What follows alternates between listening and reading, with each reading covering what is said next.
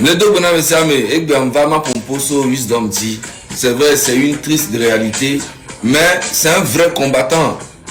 Mes amis, Wisdom a le pour aller gommer parce que il a connu et j'en ai dit voilà. Depuis un bon moment elle est jedo grave. On proposait un jamais ma cagnotte n'ebe a oui qui n'y entend mino et qui chama te wa kudu amero chon na nyara me republic ko. Wisdom kuwa munibe et c'est vrai et si allo ao manque de moyens. Grand promoteur et essayer de négocier. Je vous défie, ben non. Et bien, amis d'enfance, aucun les filles, mouillons non de carré camion dans la vidéo, j'ai vu qu'on a combat, pour donner un touch à mina, mais donner go, mouillons dans la vidéo, parce qu'on perd contact pour toi. Et je vais Togo, et je l'ai apporté Nina Togo, à la fin, rêve que je vais réaliser, mais dans le cœur de beaucoup de Togolais jeunes qui ont connu ces émissions, c'est Benyele qui a. On a passé des bons moments. Amérique tombe le parfum, mais personne n'a. Wisdom a SCV 20 ans. SCV 20 ans. Ne m'a pas blé. SCV lo. Nous sommes en dédicace parce que j'ai John Aginento. SCV 20 ans. Ma femme message que nous kimio message pocha qui le soldat ma kengwe mala Edouard to la télé diamant sur ni bon que ben mo so de étudier que mo be kota yo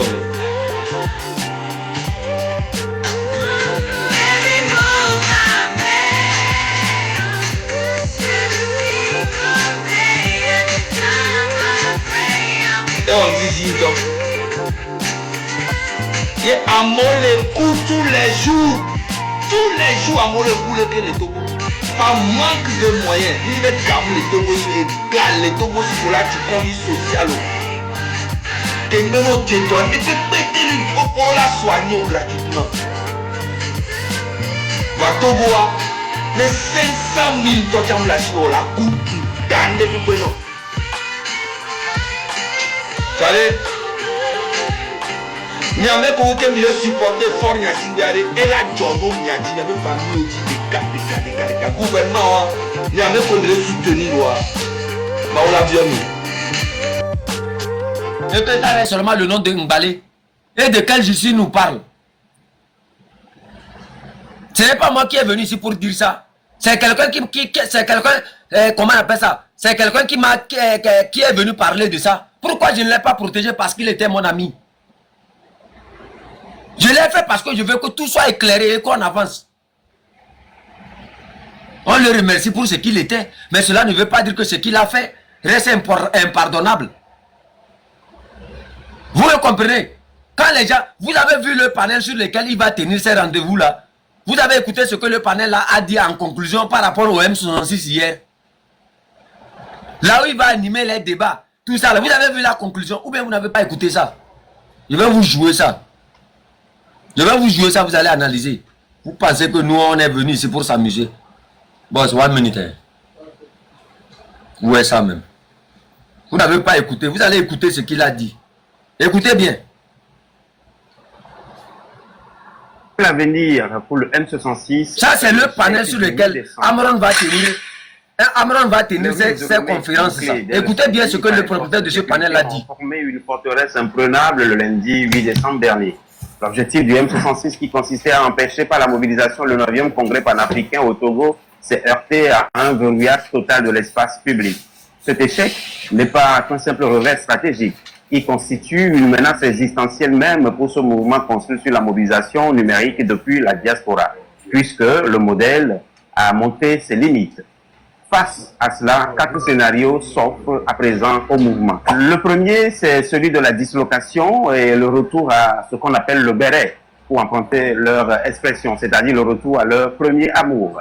Le découragement pourrait conduire une démobilisation pure et simple. Déçu de ne pas voir les Togolais braver les obstacles, le M66 pourrait conclure que la population n'est peut-être pas prête pour le changement. Le mouvement se dissoudrait alors dans l'impuissance les divergences et les querelles internes. Le deuxième scénario, c'est celui de la métamorphose en machine de documentation. Reconnaître l'impossibilité de la confrontation frontale pourrait annoncer une refondation. Le M66 pourrait se muer en un centre de documentation et de lanceur d'alerte incontournable sur les violences des droits de l'homme au Togo. Une sorte de groupe de pression auprès des parlements et organisations internationales comme l'Union européenne, l'ONU et j'en passe. Son action se déplacerait dans ce cas beaucoup plus vers un terrain diplomatique comme on l'a pu observer lors de la 80e Assemblée générale des Nations unies. L'avant-dernier scénario est celui de la quête d'une alliance opérationnelle avec l'intérieur. Pour retrouver de la puissance afin de relancer la contestation, le M66 pourrait chercher des relais concrets dans le pays. Cela impliquerait de renouer d'abord le dialogue avec les autres blogueurs de la diaspora et porteurs de la lutte dès le départ en juin dernier, et surtout de s'ouvrir aux partis politiques et acteurs de la société civile qui opèrent encore sur le terrain au Togo.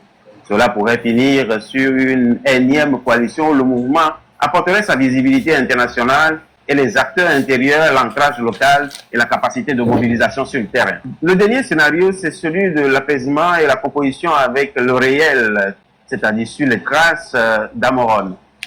En effet, c'est une voie plus controversée qui s'esquisse, celle tracée par la récente sortie du rappeur contestataire Amoron. Le mouvement pourrait estimer qu'il est peut-être temps d'avoir une vision plus large de la situation sur le terrain, faire un pas vers l'apaisement et une ouverture au dialogue avec le pouvoir. Toutefois, cette voie comporte le risque d'être perçue comme une capitulation. Tous ces scénarios se résument en réalité en une alternative simple. Persister sur l'ancienne voie au risque de disparaître ou se réinventer pour survivre. Le véritable texte pour le M66 sera son intelligence collective à redéfinir ce que signifie résister depuis l'étranger face à un régime qui a visiblement repris le poil de la bête. L'échec du 8 décembre est donc l'électrochoc qui précipite cette nécessaire mue. Eh ouais. Kodo dit que tu as pris l'argent. Kodo, lui, avec sa grosse tête, on dirait une marmite qui a été cuisinée à Benzing de là. Si, il attendait quoi pour dire que j'ai pris l'argent avant que... Il devrait... Vous voyez, en fait, vous voyez, quand les gens disent que Kodo dit que... quand les gens disent que Kodo dit que j'ai pris l'argent là, ça me fait rire. Vous savez pourquoi? Vous savez pourquoi? Ça me fait vraiment rire. Kodo, donc tu savais que chef canton a pris l'argent depuis, tu n'as rien dit. C'est que tu es un traître. Si tu savais que chef canton a pris l'argent et que tu n'as rien dit, c'est que tu es un traître. Tu comprends ça? Si toi tu savais que chef canton a pris l'argent et que tu n'as rien dit, et que tu attends que chef canton vienne... Non, attends. Il y a ce qu'il a perdu ou bien c'est qui? Perdu dit appelle-moi. Appelle-moi, c'est important. Mon Dieu,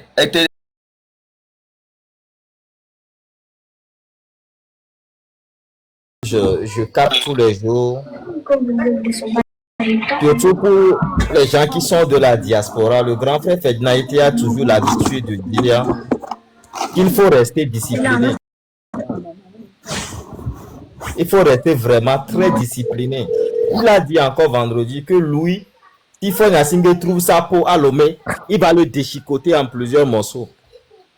Nous qui sommes dans la diaspora, il faut faire extrêmement attention.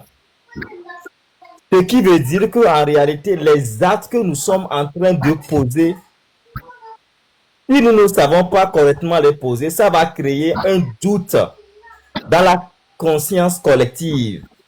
C'est ce qui est en train d'arriver à l'autre aujourd'hui.